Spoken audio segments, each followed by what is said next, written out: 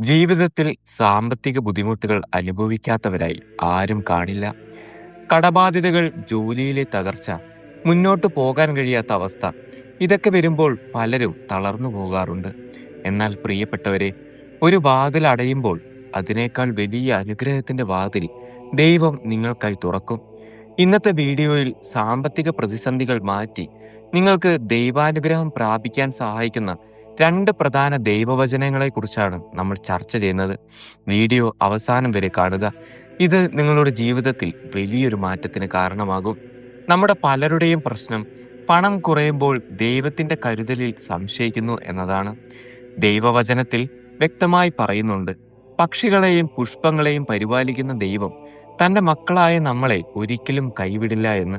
നിങ്ങളുടെ ബാങ്ക് അക്കൗണ്ടിലെ ബാലൻസ് അല്ല ദൈവം നോക്കുന്നത്, മറിച്ച് നിങ്ങളുടെ വിശ്വാസവും അവിടുത്തെ മുൻപിലുള്ള നിങ്ങളുടെ കണ്ണീരുമാണ്. സാമ്പത്തികമായി തകർന്നിരിക്കുമ്പോൾ പരിഭ്രമിക്കാതെ ദൈവത്തിന്റെ വാഗ്ദാനങ്ങളിൽ വിശ്വസിക്കാൻ പഠിക്കുക. ഈ അത്ഭുതം ജീവിതത്തിൽ സംഭവിക്കാൻ നമ്മൾ 3 ചെറിയ കാര്യങ്ങൾ ശ്രദ്ധിക്കണം.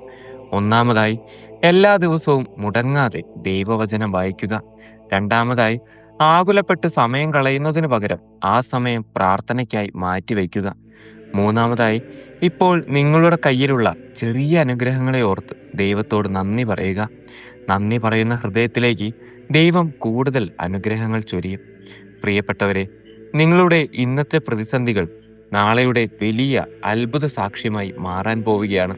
അതുകൊണ്ട് പ്രാർത്ഥന നിർത്തരുത്, പ്രത്യാശ കൈവിടരുത്. ഈ ദൈവവചനങ്ങൾ നിങ്ങളുടെ ഹൃദയത്തിൽ സൂക്ഷിക്കുക. സാമ്പത്തികമായി ബുദ്ധിമുട്ടുന്ന നിങ്ങളുടെ സുഹൃത്തുക്കൾക്കും ഈ വീഡിയോ ഷെയർ ചെയ്യുക. അവർക്കും ഇതൊരു വലിയ ആശ്വാസമാകട്ടെ. ഇത്തരം ആത്മീയമായ ചിന്തകൾക്കും സാക്ഷ്യങ്ങൾക്കുമായി നമ്മുടെ ചാനൽ ഇപ്പോൾ തന്നെ സബ്സ്ക്രൈബ് ചെയ്യുക. ദൈവാനുഗ്രഹം എപ്പോഴും നിങ്ങളോടൊപ്പം ഉണ്ടാകട്ടെ.